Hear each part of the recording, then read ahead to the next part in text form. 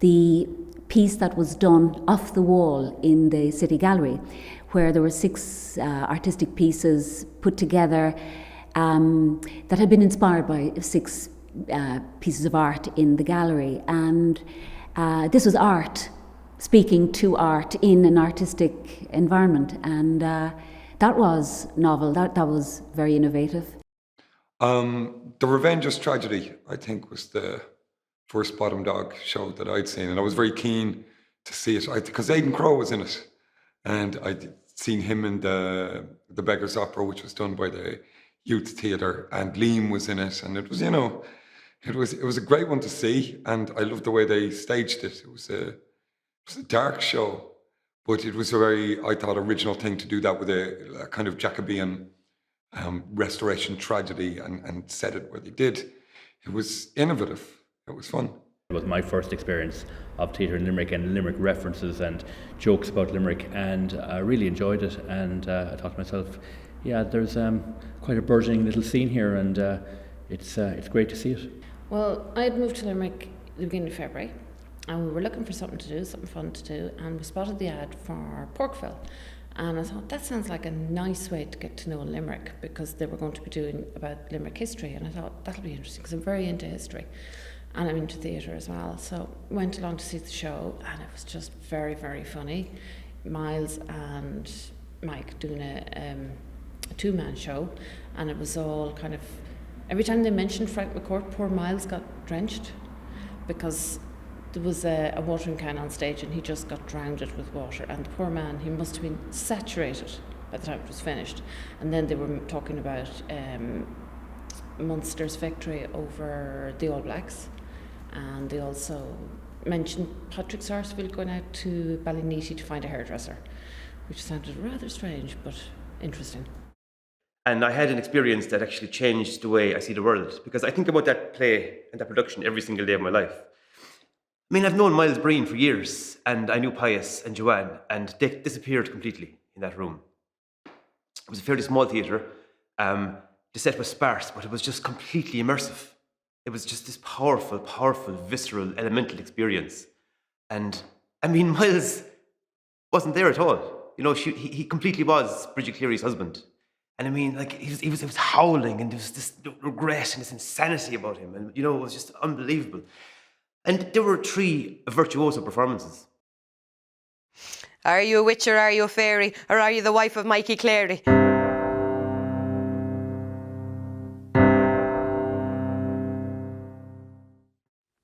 Bridgie. Yes, Mikey Cleary. I was half expecting to see you. Well, people meet and the hills don't. Repeat question.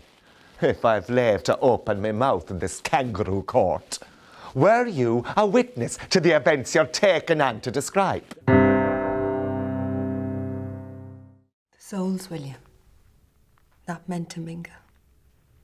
Bodies met, aye, and sweat mingled. But for our souls brushed wings.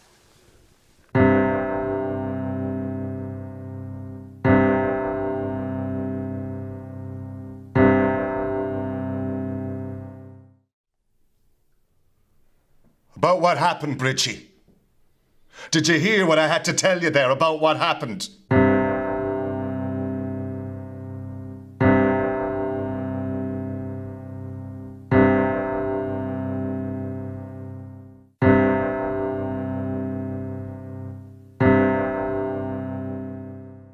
But it kicked off the sense that the company was going to create something from scratch quite often. And new writing, I think we've done 14 productions, but I think 7 or 8 of those have been new plays, effectively world premieres.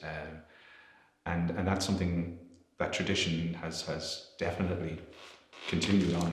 And indeed, though it has not been produced, the Book of Joe, which we had development money for. So Liam was in it and John is director. But we also worked with a whole bunch of actors for a week developing the script, the Book of Joe, which is sort of about examining the nature of grief and tragedy.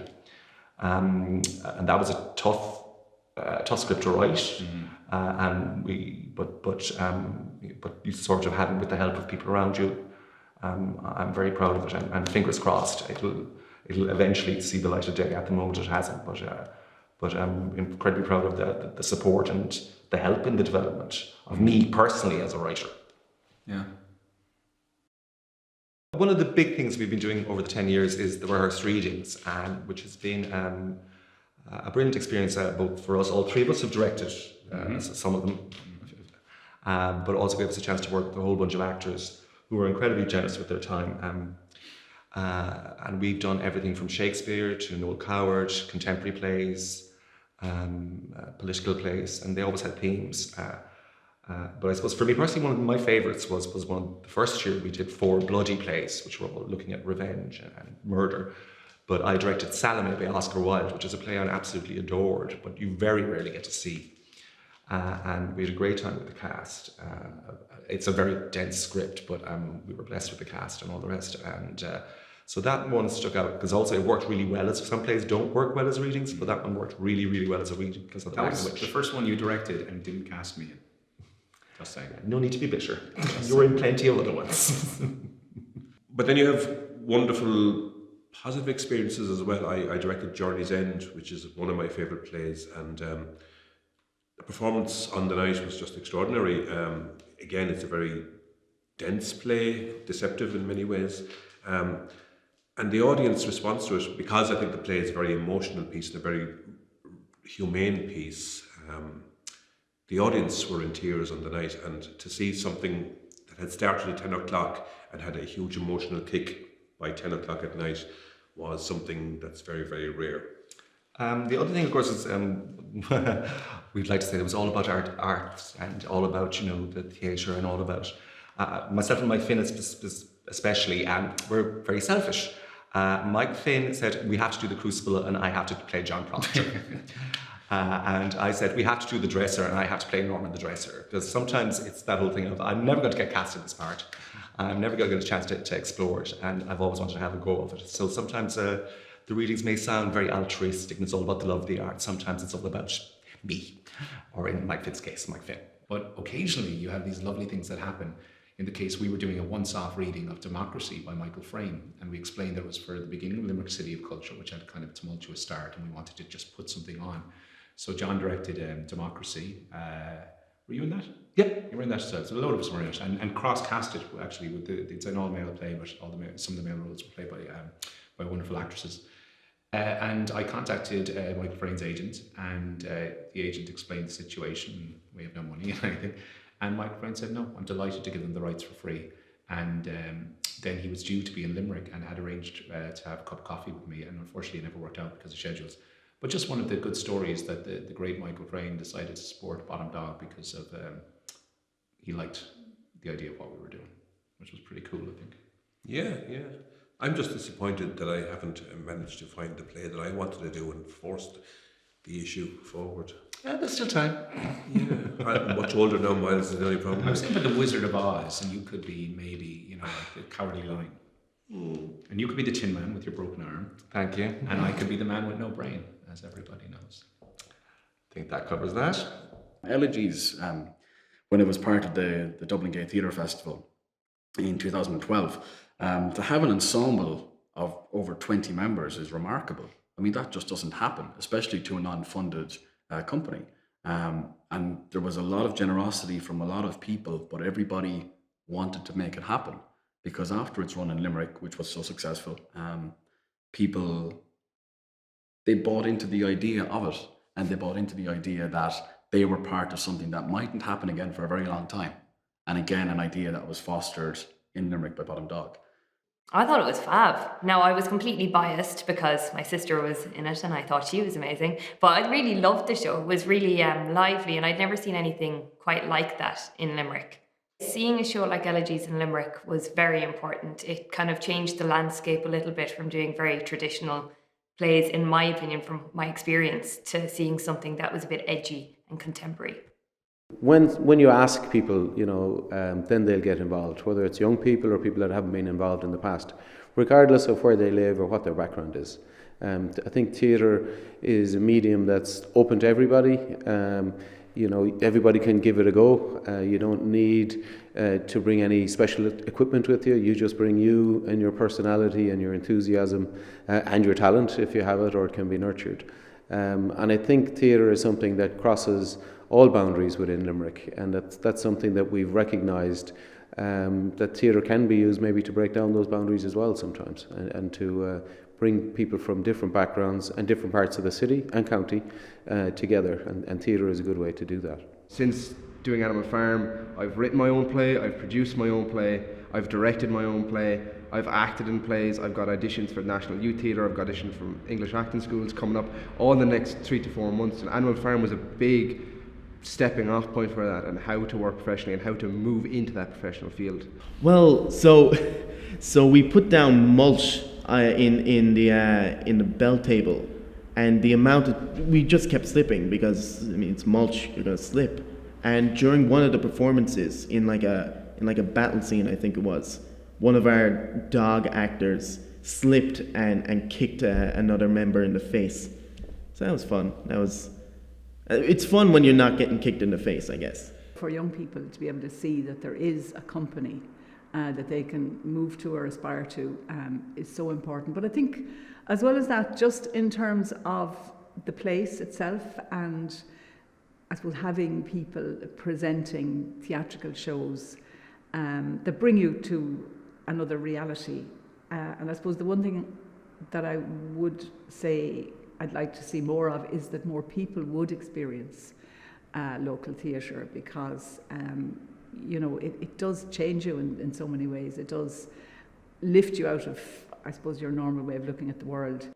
Well, as we know, Limerick is going through a great renaissance at this time, both architecturally, from a sporting point of view, and now it's very important that we take care of the cultural needs of the city as well. So theatre companies like Bottom Dog really enable a city to tell its story, to engage with young artists, to really inspire the next generation of local writers and playwrights across Limerick who really do look to Bottom Dog to support their work and tell their stories.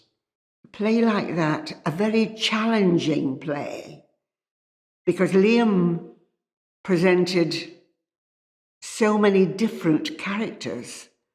And you'd say, but surely he can't do that. We have to have 3 or 4 or 5 or 6 people acting in this. But no, Liam's talent stood out there because he portrayed every character very clearly. You immediately believed in him. I think my first Bottom Dog show was the fundraiser for Language on Becoming a Lady, which was an extraordinary kind of event that showed the heart behind all of these productions, the effort that goes into putting them on. This isn't kind of guerrilla theatre. This isn't we'll do this on the fly. There's so much consideration and thought and effort and energy put into doing this right, to getting this right, and combine that with the fun of it. Like, there's no point in doing theatre unless you're enjoying what you're doing. So you saw this tremendous sense of enjoyment and vitality in the fundraiser, and then to see Language on Becoming a Lady in New York as the fruit of that extraordinary vitality and energy, particularly when the play is so far removed from that kind of energy. It's a much darker being. It's a much more soulful thing than the kind of fun that was had in fundraising. To see the fruits of that fundraising in New York, in a city synonymous with theatre and with culture, to see that being performed there was a real blessing. It was an extraordinary kind of a thing. Theatre in our community has always been very, very important, in particular laying the groundwork for conversation.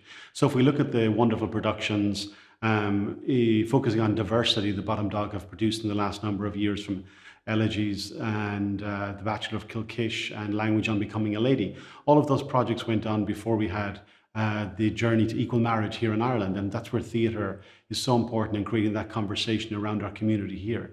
And no doubt companies like Bottom Dog telling these stories, it's very, very important for all aspects of our community. The Loft was an interesting endeavour. We were there for, I think it was 3 years, and That was the fullest kind of understanding of ensemble. We did everything. We did front of house, we did box office, we put chairs in, we took chairs out. Miles Breen is a dab hand at lifting cinema seats, I can tell you that. His forearms are remarkable. But the loft really kind of gave a sense of place to Bottom Dog, a physical space for a number of years. And it really took on a new audience that mightn't have been aware of the work, but it also provided a space for local companies to also try out one-act plays. They were really interested in having that facility there, and Bottom Dog became synonymous with the loft and became synonymous with the Loch as a venue, as a go-to place, that if it was on a wet Wednesday night, what do we do? We'll go to the loft. There's going to be something on. And there's going to be either Mike Finn, Liam O'Brien, Miles Breen, John Murphy, Mike Burke, Amy Burke, Pius McGrath. One of them is going to be there in the door. One of them is going to welcome you in, and you're going to get a moment. You're going to get an hour. You might get an hour and a half, depending on who was performing. And you would leave, and you'll be brighter because of it. So the loft really was a very fun experience. I think the kind of epitome of the loft was the run of Porkville that was meant to go on for a week and ran for 12. I think the notion of Miles Breen getting soaked with a bucket of water 3 nights in was kind of an indication of, all right, we're here for the long haul because people will pay to see this. I suppose it's the more recent ones that come immediately to mind, and one in particular that sort of left a lasting impression with me was Small One by John Murphy. It was presented in a little apartment right in the heart of Limerick City, and it was a one person. Michelle O'Flanagan played the part, and she was a woman, I suppose, struggling with herself in lots of ways. Not a big public woman. It's very much about a woman in her own head, if you like. And the audience was in her room with her, because it was literally, you're in an apartment room. And I just found it very powerful. And I think that is what good theatre does. It has an effect on you and it stays with you. It was an extremely intimate performance, and one of the, I mean, you see this in reviews a lot where people talk about the cast drew us into the production, and a lot of the time, to be honest, casts don't. So you're in a tiny little room. It's dingy. It's scummy. It's also where she lives, and for one actor or actress to hold an audience for over an hour. With the poise and just extreme poise that she did. You almost never see that. I mean, I probably see about 30, 35 shows a year. I probably like 5. I probably really like 2, and that one stuck with me, over a year later, and that's comparatively rare.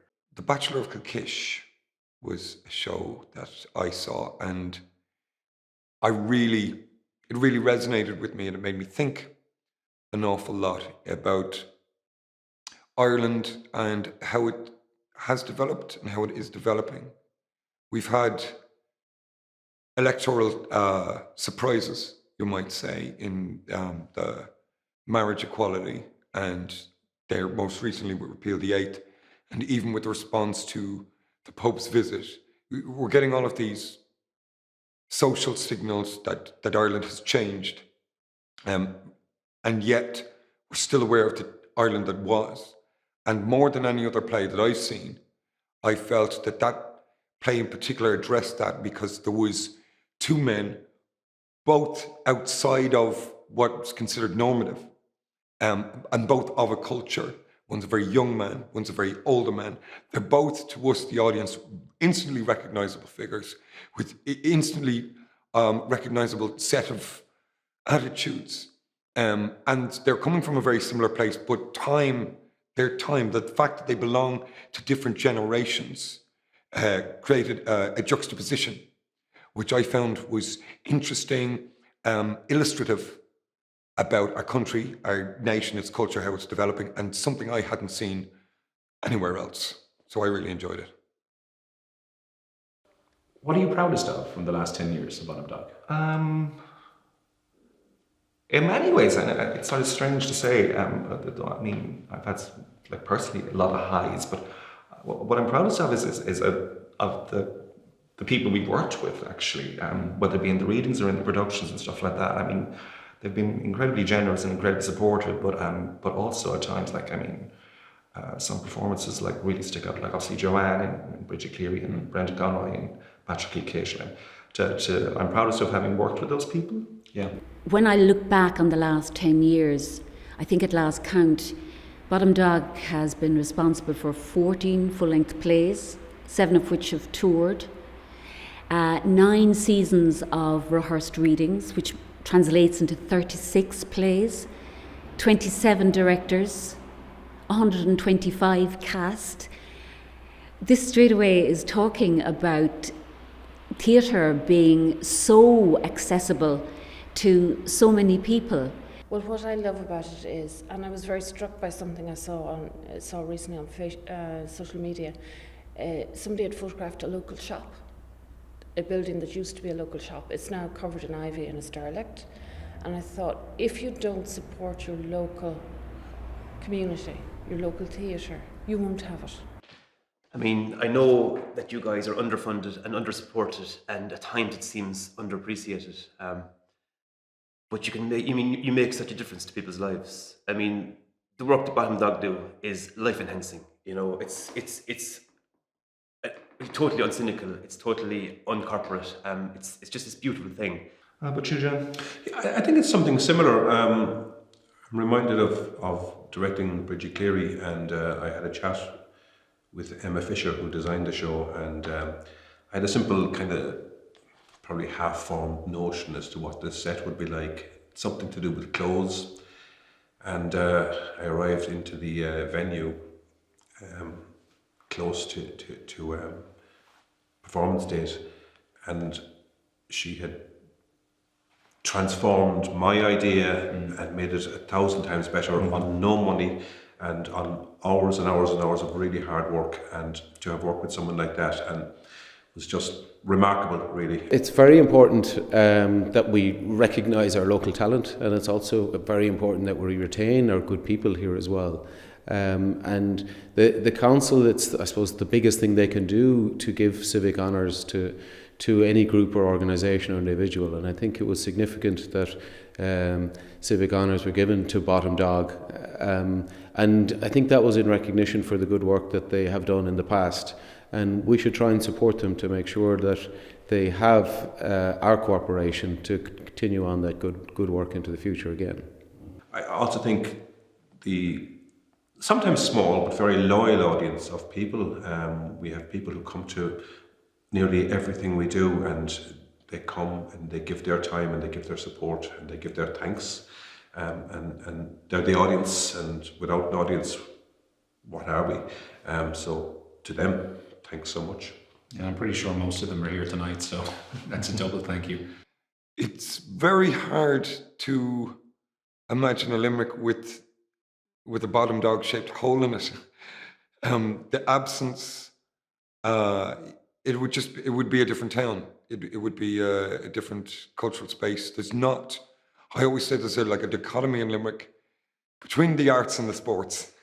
And it very easily, sport could swallow up an awful lot of the leisure time in this town, an awful lot of the enthusiasm in this town. The arts have to stand and really fight their corner, and you need something certainly permanent. You need it's almost like a pole to hang the tent from, and that Bottom Dog, I think, has that sort of role in the city, and hopefully continues to do so.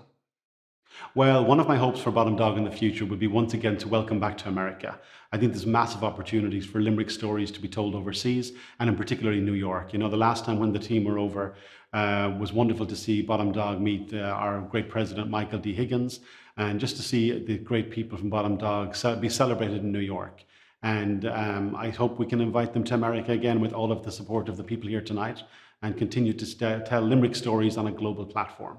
What I'm proudest of is actually the opportunities sometimes that we've created for others and ourselves to work, to live as a working actor, to live as a working director.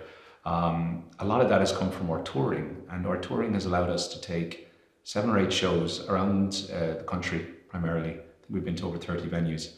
And because the venues are so supportive, in the absence of any kind of touring funding or anything, we've managed, to pay people the wage that they should have to act and perform and to direct and stuff. And that to me is kind of the thing I'm most proud of, I have to say, on a day-to-day basis. It was like, this is our profession and this is what we do. And for ourselves and everyone we've worked with, I think it's just something that everyone should aspire to, and I just hope we can keep doing it. Well, I mean, I think I said it about you guys before. You sailed directly into the stormiest of seas. I mean, you guys started up right at the point where Ireland collapsed financially, and you guys set up an enterprise, and the hardest of all, an artistic enterprise. And you've always sailed in choppy waters, So what I'd love to see is for the next 10 years, for you guys, for your waters to be smooth, and for your good ship to sail on, because you so deserve it.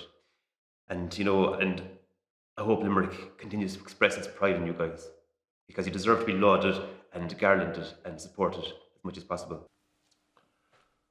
Okay, boys. That's a wrap. That's a wrap. That's a wrap.